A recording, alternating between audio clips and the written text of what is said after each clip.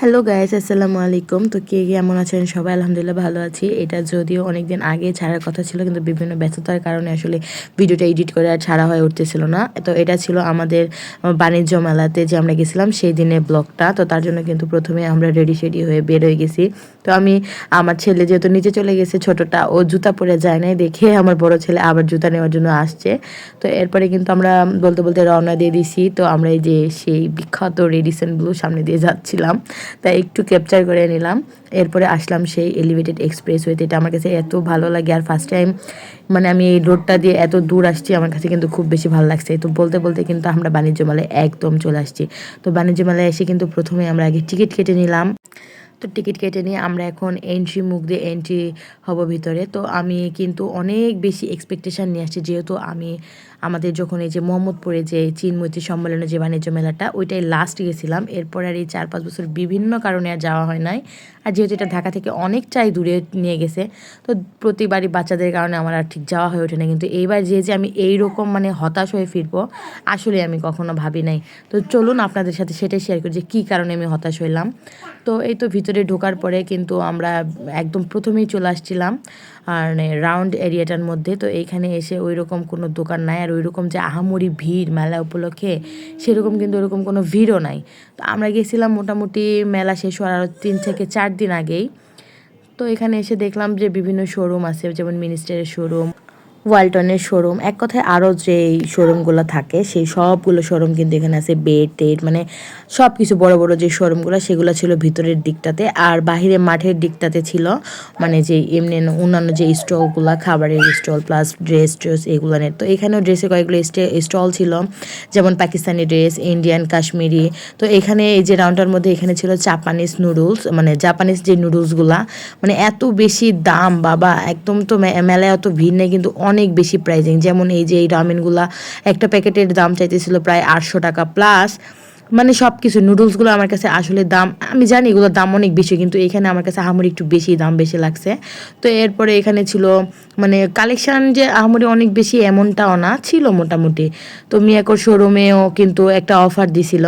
তো আমার কিছু কেনা লাগবে না দেখার ওইদিকে গেলাম না। এরপরে এখানে আমার থেকে সব থেকে ভালো লাগছে আমার কাছে এই জুলাই চত্বরটা, কারণ এইখানে আমাদের যে 24-এর গণঅভ্যুত্থানের যে প্রত্যেকটা মোমেন্ট ক্যাপচার করা আছে। তো এটা আমার কাছে মেলার মধ্যে বেস্ট পার্ট লাগছে। খুব সুন্দর করে সাজাইছে, এক কথায় সব কিছু খুব সুন্দরভাবে তুলে ধরছে। আর এই জুলাই চত্বরের পাশ দিয়ে ছিল কতগুলা খাবারের কোর্ট। তো খাবারের দাম তো মেলায় সচরাচর একটু বেশি হবে, এটাই নর্মাল।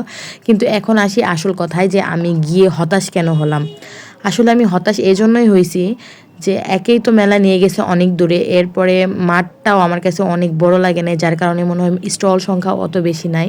যেহেতু আমি ঢাকার যেই চীন মৈত্রী সম্মেলনে যখন মেলা হয়েছিল, আমি যেহেতু ওইটাতে গেছি, তো সেটার সাথে যদি তুলনা করি তাহলে আমি এটা একদমই আমার কাছে ভালো লাগেনি। একদম প্রাইজিং অনেক বেশি, প্লাস স্টল সংখ্যা কম। এখানে হইলে আরও কত স্টল সংখ্যা, তার লোকজনও ওই রকম বেশি না। তো আমার কাছে মনে হয় যে আমাদের এই বাণিজ্য মেলাটা কিন্তু ঢাকাতে নিয়ে আসলে বেস্ট হয়। তো আরেকটা কথা বলি, এই যে এখানে বিভিন্ন রকমের স্যালাড আছে।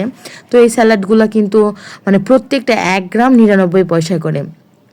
ভাবা যায় এখানে কতগুলা টাকার, আপনি অল্প কয়েকটা নিলেও একদম অনেকগুলা টাকার। যে যাই হোক, আমি কিন্তু এখানে ট্রাই করার জন্য নিছিলাম, জাস্ট কয়েকটা পদ নিছিলাম, কয়েক গ্রাম, আমার কিন্তু তাই বিল আসছিল 400 টাকা। তো তারপরে আসলাম এই যে সেই মোস্ট ভাইরাল দোকানটাতে, এখানে যে সবজি কাটার।